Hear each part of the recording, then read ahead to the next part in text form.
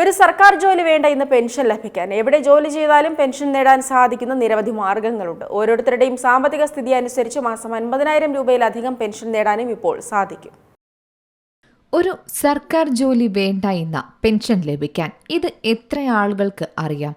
എവിടെ ജോലി ചെയ്താലും പെൻഷൻ നേടാൻ സാധിക്കുന്ന നിരവധി മാർഗങ്ങൾ ഇന്ന് ഉണ്ട്.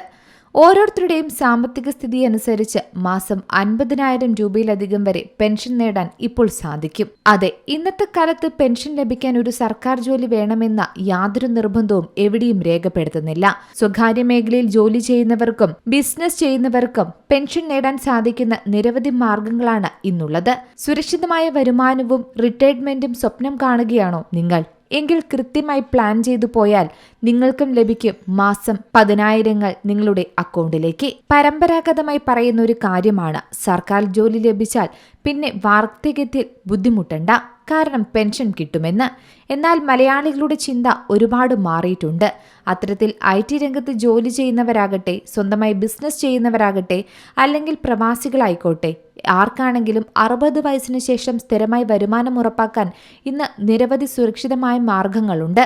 അതിൽ പ്രധാനപ്പെട്ട ഒന്നാണ് നാഷണൽ പെൻഷൻ സിസ്റ്റം. അതായത് സ്വകാര്യ മേഖലയിലെ ജീവനക്കാർക്കും സ്വയം തൊഴിൽ ചെയ്യുന്നവർക്കും ഏറ്റവും അനുയോജ്യമായ സർക്കാർ പിന്തുണയുള്ള പദ്ധതിയാണിത്. ഇതിൽ അക്കൗണ്ട് തുറക്കാൻ 18 മുതൽ 70 വയസ്സുവരെയുള്ള ഏത് ഇന്ത്യൻ പൗരനും സാധിക്കും. NPS-ൽ 2 രീതികളാണുള്ളത്. അതായത് ഏത് ആസ്തി വിഭാഗത്തിലേക്ക് എത്ര തുക നിക്ഷേപിക്കണമെന്ന് നിങ്ങൾക്ക് തീരുമാനിക്കാം. അതിനായിട്ടുള്ള പദ്ധതിയാണ് ആക്റ്റീവ് ചോയ്സ്. ഇതാണ് ആദ്യത്തേത്. മറ്റേത് നിങ്ങളുടെ പ്രായമനുസരിച്ച് നിക്ഷേപം സ്വയമേ ക്രമീകരിക്കുന്ന രീതി. അതാണ് ഓട്ടോ ചോയ്സ്. ഇതിന്റെ പ്രത്യേകത എന്ന് പറയുന്നത്, ഇൻവെസ്റ്റ് ചെയ്യുന്ന തുകയുടെ ഒരു ഭാഗം ഓഹരി വിപണിയിലും കടപ്പത്രങ്ങളിലുമാണ് നിക്ഷേപിക്കുക. ദീർഘകാലയളവിൽ 10% മുതൽ 12% വരെ റിട്ടേൺ ലഭിക്കാൻ ഇതിലൂടെ സാധ്യതയുണ്ട്. വിരമിച്ച ശേഷവും സ്ഥിരമായ വരുമാനത്തിനായി അനുവറ്റി വാങ്ങാനുള്ള സൗകര്യവും ഇവിടെയുണ്ട്. സെക്ഷൻ 80(3) പ്രകാരമുള്ള 1 ലക്ഷത്തിന് പുറമെയും സെക്ഷൻ 80 CCD പ്രകാരം 50,000 രൂപയുടെ അധിക നികുതി ഇളവും ഇതിനു ലഭിക്കുന്നതായിരിക്കും.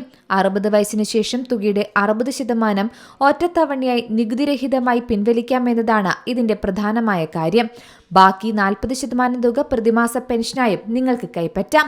മറ്റൊന്ന് അടൽ പെൻഷൻ യോജനയാണ്. അസംഘടിത മേഖലയിൽ ജോലി ചെയ്യുന്നവർക്കും കുറഞ്ഞ വരുമാനക്കാർക്കും വേണ്ടി കേന്ദ്ര സർക്കാർ ഒരുക്കിയ പദ്ധതിയാണിത്.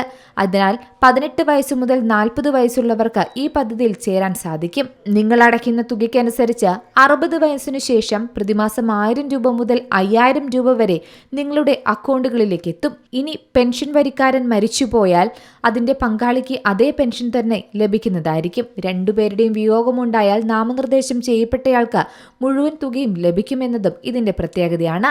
മറ്റൊന്ന്, വിദേശത്തോ മറ്റു സംസ്ഥാനങ്ങളിലോ ജോലി ചെയ്യുന്ന മലയാളി പ്രവാസികൾക്കായി കേരള സർക്കാർ രൂപീകരിച്ച പദ്ധതിയാണ് കേരള പ്രവാസി പെൻഷൻ പദ്ധതി. മടങ്ങിയെത്തിയ പ്രവാസികൾക്കും നിലവിൽ ജോലി ചെയ്യുന്നവർക്കും ഇതിൽ അംഗങ്ങളാകാം. മാസം തോറും ചെറിയ തുക വിഹിതമായി അടയ്ക്കുന്നതിലൂടെ 60 വയസ്സിന് ശേഷം ജീവിതകാലം മുഴുവൻ സംസ്ഥാന സർക്കാരിന്റെ പെൻഷൻ ലഭിക്കുന്ന പദ്ധതി കൂടിയാണിത്. മറ്റൊന്ന് മ്യൂച്വൽ ഫണ്ട് SIP ആണ്. News desk C Malayalam news. ഏറ്റവും പുതിയ വാർത്തകളും വിശേഷങ്ങളും വിരൽ തുമ്പിലറിയാൻ സി മലയാളം ന്യൂസ് എല്ലാ ഡിജിറ്റൽ പ്ലാറ്റ്ഫോമുകളിലും ലഭ്യം.